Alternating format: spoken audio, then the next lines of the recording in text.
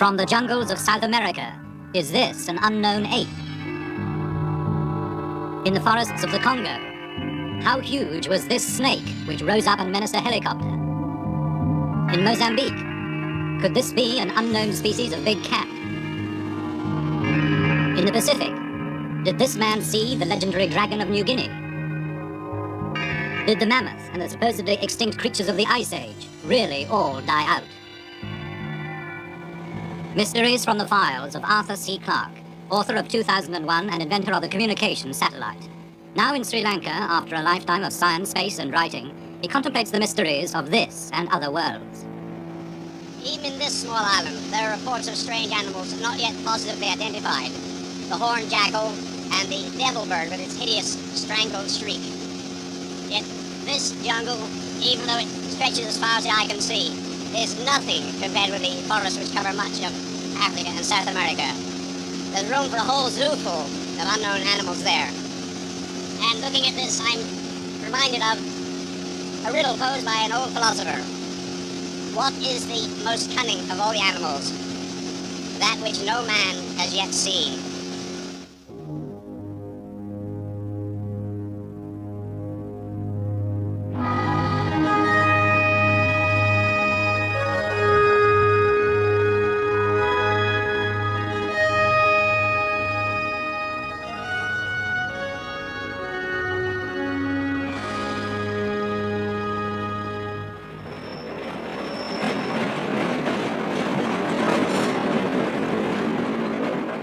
In downtown Chicago, the university's professor of biology on a shopping expedition.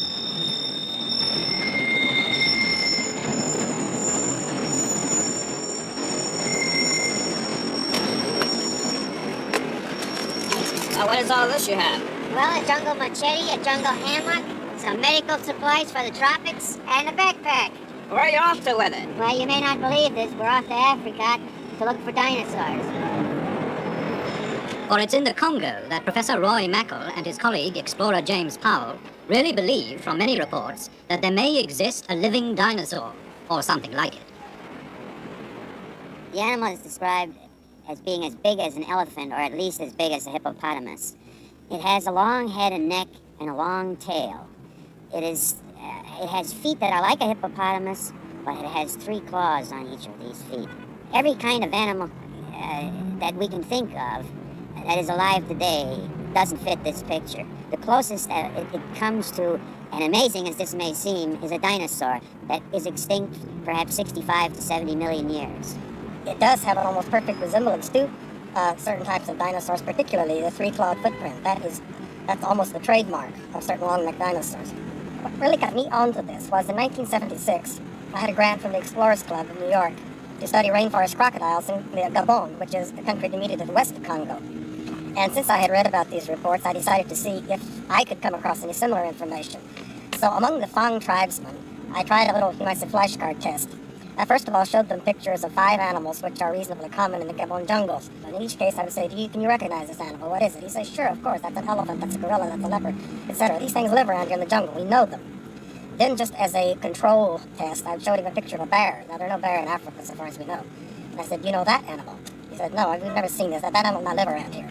Then, just matter-of-factly, I showed him this. It's a picture of a diplodocus from a children's book on dinosaurs. I said, you know that animal? And in several different villages, representing at least 2 different cultural groups, I would get consistent answers, yes, that's the Nyamala. We know that animal. It lives back in the deep lakes, deep in the jungles. Well, the evidence is strong enough that there seems to be some strange animal in this Congo. And if it's a dinosaur, it would be interesting enough for us to leave Chicago, the bright lights, the ghost of Mayor Daley, and go to the Congo. Thus inspired, Chicago's Congo Expedition 1980 equips itself for the unknown. Well, since the hammock works, James, I think I'll try on this mosquito hat. It won't keep out any mosquitoes, but let's see if it keeps out the snowflakes today. Well, that was great, the Parisian original. It feels warmer already. I don't feel any snowflakes, so it must work on mosquitoes, too. Somehow it doesn't look like the picture, does it? Well, that may sound a little crazy, and later we'll see what happened to them. But remember that, until quite recently, people refused to believe in the mountain gorilla, the okapi, the Komodo dragon. They were all discovered in this century. Even the panda's a recent arrival. It was literally pandemonium when San Francisco gave an all-American welcome to a real VIP, a very important panda. Baby Sulin is the first giant panda to be brought to captivity. Now it's tea time with Mrs. Ruth Harkness. During a grueling expedition in China, she found Sulin crying in a hollow tree. But ever seen a happier panda than this? The okapi was dismissed as a fantasy of the pygmies, the mountain gorilla too, until the first specimens were killed. Who would believe the current stories of a saber-toothed killer loose even now in the Australian bush if we didn't have evidence on film that the ferocious Tasmanian tiger, this is the last one known, was still alive in Hobart Zoo in 1933. Snakes that can swallow a donkey look like Swiss Family Robinson fiction, except we do have eyewitnesses and even photographs. This giant anaconda was killed on the Amazon. According to a Rio paper, it was 130 feet long. This one was dispatched on the banks of the Mogiachu River in the interior of Brazil. When this snake, allegedly 115 feet in length, emerged from the river Oyapock, the militia were called out to machine gun it. But it was in Africa, the Congo, that an undoubtedly monstrous specimen appeared to confront this Belgian helicopter pilot, Remy van Leerde, as he returned from a mission in 1959. So as we had a camera on board, I decided to make several passes over the hole where the snake was in able to let the man take a picture of it. And I made certainly between 4 and 6 passes right over the hole where the snake was in. By then I was already flying for 25 years, so I have a very good experience of measuring things. And I would say the snake I saw there was close to 50 foot. Close to 50 feet. I don't know you say 50 foot or 50 feet, but very close to certainly. And it was moving inside the hole and looking very dark green, deep green brown, with his belly white. Now when I came down on that snake in his hole, and I would say at about 25, 30 foot up, the snake raised up by about, I would say, 10 foot. And I could very clearly, closely see the head, which was looking, and I could not make a better comparison, with a very large horse, with big, very, very big jaws, looking triangular. And you're just standing up like that to me, and I feel and I'm convinced if I had been in its range, it would have struck at me, it would have been striking me. And yet, I would say it was certainly at least on a very 2 foot wide and 3 foot long. It could have easily eaten up a man. This is one of those rare cases where we have an expert witness and an excellent photograph. Analysis of the ground features suggests that this animal was indeed at least 40 feet long. So monstrous snakes do exist. On the other hand, there's been a reward out for at least 60 years, initiated by Theodore Roosevelt, now worth $15,000, for any snake over 30 feet long, and no one has yet claimed it. Another controversial animal for which an excellent photograph exists is Lois's monkey. It was 1920 when from the Maracaibo jungle of Venezuela, these 4 gaunt and desperate figures emerged, the last remnants of a 20-strong expedition of Europeans who set off up the Rio Catatumbo 3 years before. All the rest had died, victims of fever or of the poisoned arrows of the Motilone Indians. But one of them, geologist Dr. Francis Delois, still had with him one extraordinary picture, which was to divide the zoological world for 50 years. Could it really be an unknown ape? Yes, said Georges Montandon, France's most eminent zoologist. And he christened it Amer Anthropoidus loisi, Lois's ape, though no ape had ever been known in America. But his deadly rival across the channel, Sir Arthur Keith, Fellow of the Royal Society, denounced the whole thing as a fraud or a nonsense. With academic scorn, he quoted Delois's own account in the Illustrated London News, telling of 2 creatures which had attacked Delois's party by the unorthodox means of defecating into their hands and throwing their droppings at the foe. The creature was merely a South American spider monkey, said Sir Arthur, with the tail either cut off or hidden. Dr. Montandon was not to be intimidated. He got his cousin, who worked for Standard Oil in Tulsa, Oklahoma, to send him a standard petrol tin packing case, as seen in the original photograph. Upon this, Montandon placed first a standard spider monkey, and then a standard Frenchman. Comparisons seem to make Lois's ape well over 4 feet tall. For Montandon, it was convincing proof. Since that day, no further evidence of a great ape has emerged from South America to vindicate Dr. Montandon or destroy theories of a hoax. But the question remains. Why should a Swiss geologist, not much interested in zoology, his companions dying or being murdered all around him, be bothered to fake a picture? For that reason, if for no other, Lois's ape remains a mystery.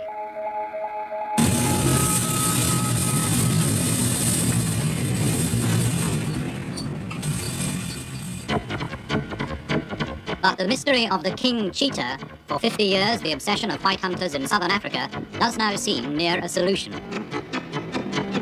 Paul and Lena Bottriel sold everything they had, even their house, in order to pursue the legend of a beast, ferocious and striped, more like a tiger, which ran with the cheetahs. The normal cheetah we've known of for 5,000 years, and they've been absolutely identical. The Kubla Khan had 1,000 in his kennels, and many of these great princes and kings have had paintings and wall edgings done, and they've all shown the cheetah as we know, the normal spotted cheetah used for hunting, and there's been no difference for 5,000 years. And suddenly, in the last 50 years, we've come up with a cheetah which has these stripes, and it's completely different. There are some 26 skins, and so everyone is absolutely standard. Stripes here, and the final part of the tail being ringed as with the tiger, which is a striped cat. The Bottriels hired a balloon to search silently over the bush, until on the Mozambique border they cornered their prey. And it was finally in Kruger Park that we found a live king cheetah that had been there for a number of years, and no one had really known about it, photographed it and filmed it.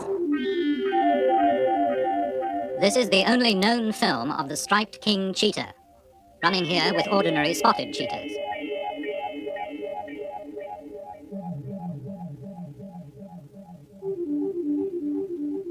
The theories are that it could be a hybrid, or alternatively, it's a mutation, being a strange pattern thrown up once in every few generations. Or thirdly, a species, which in fact is avoided man and is living in the area of Rhodesia, Mozambique, South Africa, Mozambique.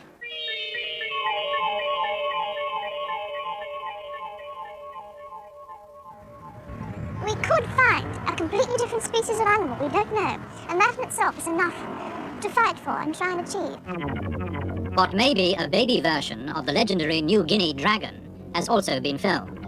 It is said to kill dogs and wallabies and to grow to 20, 30, even 40 feet. In 1979, a 6-foot specimen was shot near the River Fly, and naturalist Ian Redmond determined to look for a full-grown dragon. We were staking out water holes because the lizard has to come for water every day, and some of the water holes are in a creek bed, so you're below the level of the forest floor in a creek bed by a pool. And one day there were two of us, a few hundred yards apart. I was sitting by one pool and another chap by another pool. And I'd been sitting there for several hours, nothing happening. It was about 10 o'clock in the morning, and I heard these footsteps. It's a forest floor, so there's lots of dry leaves on the floor. This is quiet, softly scrunching of dry leaves. Now, if you hear a lizard moving through the forest, it's a scurrying sound. It doesn't sound like footsteps, and I thought it must be either the other chap coming over, whether it was playing about and trying to sneak up on me. I didn't know, but it sounded very stealthy. So I'm sitting down there, and I hear this coming up behind me, and obviously you decide at some point you've got to have a look. So as they were getting closer, I thought, well, person or animal, I'm going to see what it is. So I slowly sat up and looked around, and about 10 feet away, my eyes were about on the level of the bank, about 10 feet away there was a log, and just over the log was this great lizard head. Now I couldn't see the whole body, but I could see that the head and shoulders were a lot bigger than the one which had been shot. So I went down for the camera again, and as I went down to get my camera, the lizard moved away. But the hunt for another of the world's tantalizing missing creatures has help from all the latest gear that Japanese technology can muster. These Japanese are in Fiordland, in the far southwest of New Zealand, looking for the largest bird that ever lived, the 12-foot-high moa.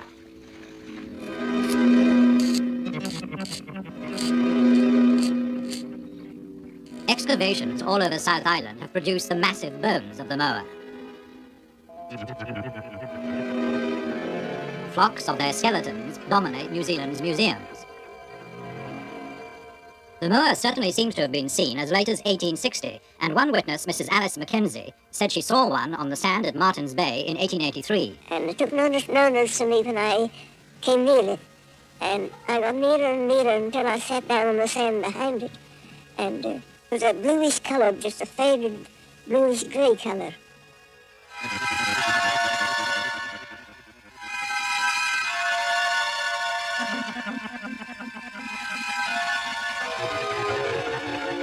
From the structure of the neck and head bones, and with the help of a computer, the Japanese have ingeniously constructed what they believe may have been the call of the moa.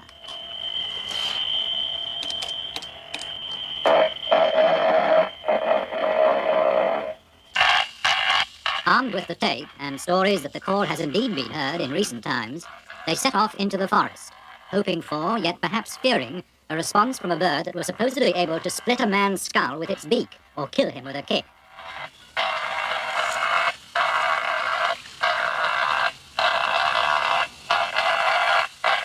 Sadly, there was no reply.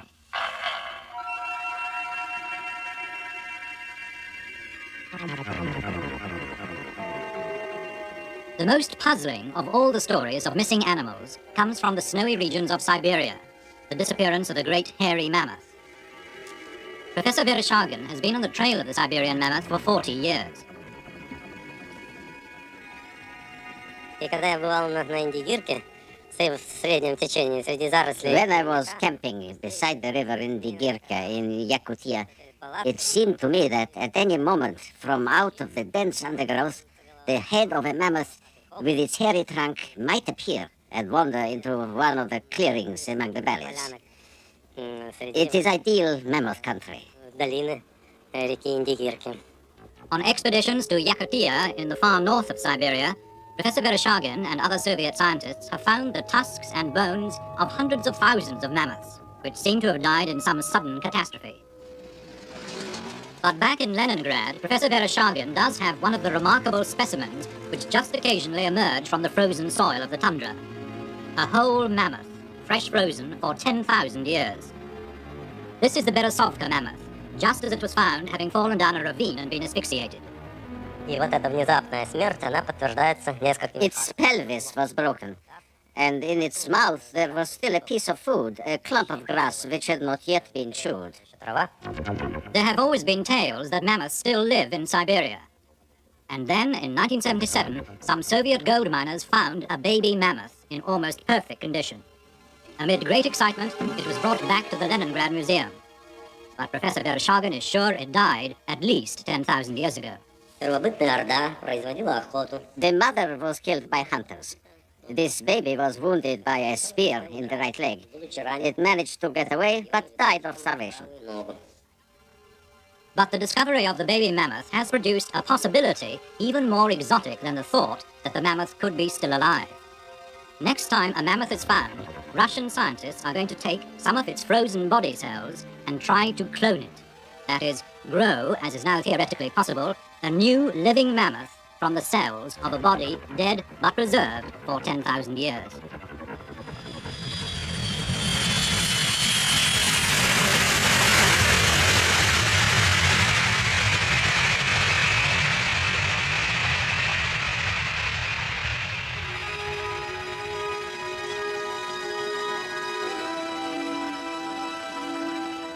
Meanwhile, in the winter gloom of Kennedy Airport, the two intrepid dinosaur hunters return from their quest in the Congo. This expedition into the Congo was the most difficult thing that we've ever done, but it was well worth it. It was both the best and the worst that I've been on. In the sense, it was the worst in terms of the difficulties encountered, but it's the most exciting in the results of any of the African things I've been on. I remember walking through muck, slipping into slime up to my ankles, up to my waist at times. I remember the complete exhaustion every half an hour. When you couldn't get another breath of fresh air, you couldn't take another step. We were looking for eyewitness observers, and we gradually began to zero in on the geographical part of this area where eyewitness observers were concentrated. And using that technique, we were able to come to the center of the reports, to a place where actually the animals are alleged to be. They told us about how, about 1959, 3 of these animals, possibly 2, had been coming into Lac Kelly, and this had disturbed the fishing of the pygmies. So the pygmies decided they're going to stop this and started to drive stakes in across the opening into the lake. This prevented the animals from coming in, but one while it was attempting to get through the stakes, was speared by the pygmies. They proceeded to kill the animal and cut it up into slices. the report from the observer was that it took forever because of the long tail and the long neck. They described it as being about 30 feet long, with a head and neck 2 to 3 meters long, some 6 to 9 feet, looking much like a large snake, but attached to a thick body. What was maddening about it was that with Atipena, we were, I would say, about 25 airline miles from Loch Pelly, which is one of the places where there might conceivably still be living specimens of this creature. We were unable to reach the lake because it would have taken from 2 to 3 days to get into the lake, a comfortable amount of time to march out, and we would have wanted to stay, sometime at the lake. And we would not have had time to get out of the country before our visas expired. As we went along and gathered this information, I became more and more convinced that we are dealing with a real animal. Perhaps extinct in a very recent past, but still a real animal. Yet, if we believe what the Congolese and the Pygmies told us, the animals are still alive today in certain parts of the Bai River, which is a tributary of the Lake Kuala, perhaps even into Lake Kuala and perhaps Lake Tele. We conclude that there is indeed a real animal, and that this animal is a species which is unknown to science in a living form. So this case remains not proven. But if our exhausted heroes had been able to get their visas extended, they might have found what they were looking for. I think we've given enough evidence to suggest that very large, strange, and possibly amazing creatures may still exist in the remote places of this world. But while they're protected by jungles and swamps and various African bureaucracies, they may be safe from detection for a long time to come.